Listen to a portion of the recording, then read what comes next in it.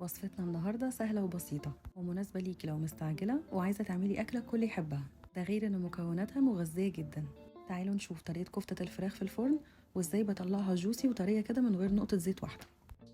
أول حاجة جبتها نص كيلو وراك فراخ مفرومة، ودايما بحب استخدم الوراك أكتر من الصدور في الكفتة علشان نسبة الدهون بتاعتها أعلى فهتخلي الكفتة طرية. هضيف عليهم بصلتين حجم متوسط مفرومين ناعم، وهسيب ميتهم فيهم مش هصفيهم علشان بتدي طعم أحلى للكفتة. كنت عملت قبل كده وصفة الطماطم المشوية مع الروزماري والثوم، هسيب لكم اللينك بتاعها في وصف الفيديو. بستخدمه دايما في اغلب الوصفات بتاعتي، وخصوصا زيت الزيتون اللي بيبقى مغطي كل المكونات اللي جوه البرطمان بيبقى مليان بالنكهات.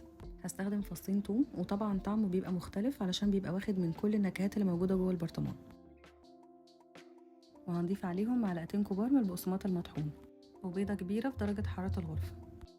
هنضيف جزرة كبيرة مبشورة، ودي من أهم المكونات اللي هتعلي من القيمة الغذائية للكفتة، وهتبقى حل مناسب جدا لو الولاد مش بيحبوا ياكلوا الخضار. ومعلقتين كبار من البقدونس المفروم.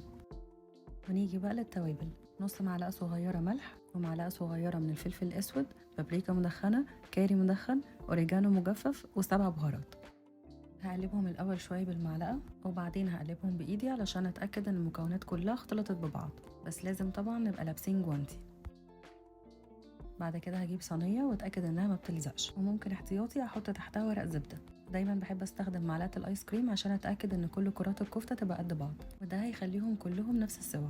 الكمية اللي استخدمناها دي طلعت معانا 8 كرات كبار. هنغطيها وممكن نسيبها في التلاجة لمدة ليلة كاملة، او في الفريزر لمدة ساعة او ساعتين قبل ما ندخلها الفرن. وعلشان نسويها ندخلها فرن سخن على درجة حرارة 200 لمدة تقريبا نص ساعة. ريحتها وطعمها تحفة، ممكن ناكلها في سندوتشات او جنب مكرونة أو مع سلطة وبطاطس.